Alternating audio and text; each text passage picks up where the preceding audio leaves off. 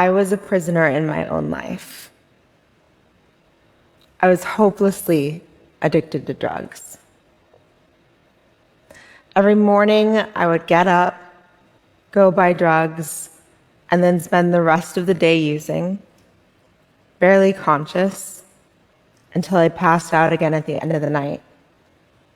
I spent months at a time like that.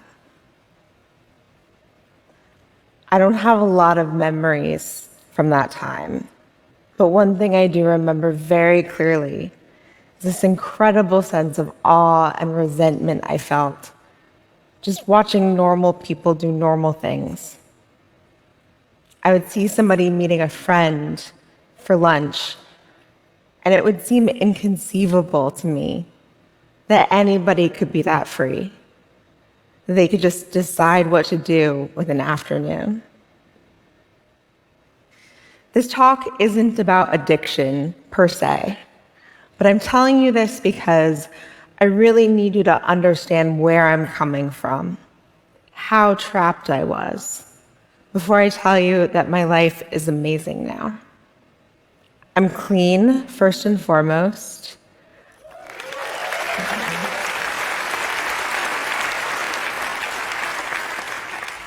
I'm married to an incredible man, and we get to do all sorts of fun projects together. And I'm CEO of Astera Institute, a multi-billion-dollar private foundation that's pioneering a new approach to supporting innovative science and technology.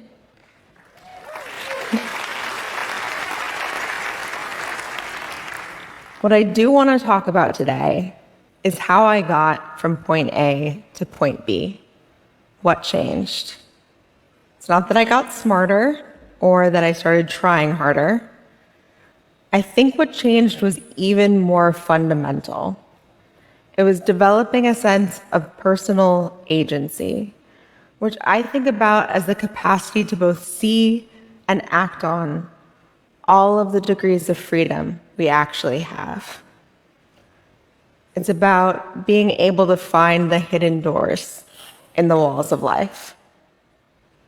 I want to argue that when it comes to living a satisfying and meaningful life, agency is actually much more important than the things we usually think about as critical to success, like intelligence and hard work, both of which are next to useless if misapplied, and which are becoming less and less important as we increasingly outsource them to machines. I saw a quote recently from Gary Tan, the CEO of Y Combinator, that I really liked. He said, "Intelligence is on tap now, so agency is even more important." For all of the freedom that addiction took from me, I think it actually gave me an unnatural advantage when it came to cultivating agency. And that's because while agency has many mothers, one of them is certainly desperation. Addicts call this the gift of desperation, actually. The willingness to do whatever it takes to change your life. To embarrass yourself by standing up in front of a room full of strangers and say, "My name is Cate and I'm a drug addict." Or to lock yourself away for months. Or to take medications that will put you in the ER if you drink. By the time I went to rehab, I definitely had the gift of desperation. I'd lost my job, most of my friends. For a time, I'd basically lost the ability to walk. And so when I left, I walked into a halfway house and a complete mess of a life. But in a way, I think that was actually good, because I felt like I had nothing left to lose, and that made me fearless and hungry. I started saying yes to everything, every connection someone was willing to make, in hopes it might lead to something that would help me get back on my feet. I remember just going for volume. It didn't matter if I could tell how something would benefit me. That's how I ended up meeting most of the people I've worked with in the last 4 years. Losing my sense of pride also helped me learn really fast. I had brain damage, which meant that I didn't always understand things, and I couldn't pretend that I did either. So I got good at saying, I don't understand what you just said. Can you explain it to me? In situations where before I might have just nodded along. Side note, people love to explain things. It's a total win-win. Now, I have great news, which is that you don't need to ruin your life and then rebuild it in order to learn to be more agentic. I do think it helps to be some kind of desperate, but there's always something to be desperate for. I felt that during COVID, as friends and I watched low-income countries struggle with vaccinations because they lacked adequate cold chain storage. So we created a company that created a shelf-stable vaccine, and we let that desperation drive us into clinical trials in under 6 months, faster than any startup in history.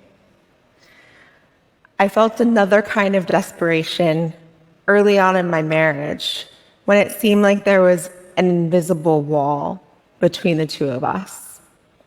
So, in desperation, I learned how to resolve the emotional barriers that made it difficult for me to connect with people. I don't think agency is innate, but I do think most people learn it through sheer luck. If it's not the luck of desperation, then maybe it's just the luck of seeing somebody highly agentic operating up close. I also think, though, that it can be learned systematically and by many more people. I want to share some of the tactics I've learned for becoming more agentic. First, assume everything is learnable.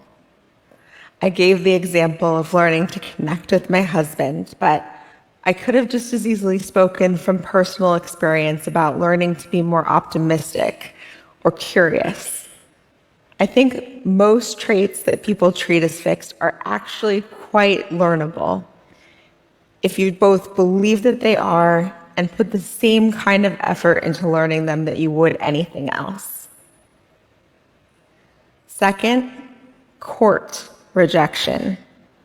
We spend our lives carefully avoiding it, but if you're only aiming for things you get, you're doing yourself a disservice. In fact, sometimes you have to aim for things that feel unreasonable to make sure your instinct about what's reasonable is right. Last time I was applying for a job, I told a couple people, I'm thinking about starting an organization much like your own. Can I run yours instead? A little delusional, maybe. But the thing is, sometimes delusional works. Third, seek real feedback. Pretty much every one of us has something holding us back that we're completely blind to and that's obvious to other people. Don't you want to know what that is? The single best way to find out is to give people a way to tell you anonymously. I know that might sound scary. It was to me at first, but it can also be exhilarating. I have an anonymous feedback box linked to my Twitter profile, and it has honestly been life-changing. Not just in terms of the specific feedback I've gotten, but in knowing that I'm not trying to hide things from myself anymore. If I could go back in time 5 years and talk to the person that I was then and tell her that I would one day experience that kind of freedom, to not have to hide things, to do whatever I feel like with my afternoons, to be basically happy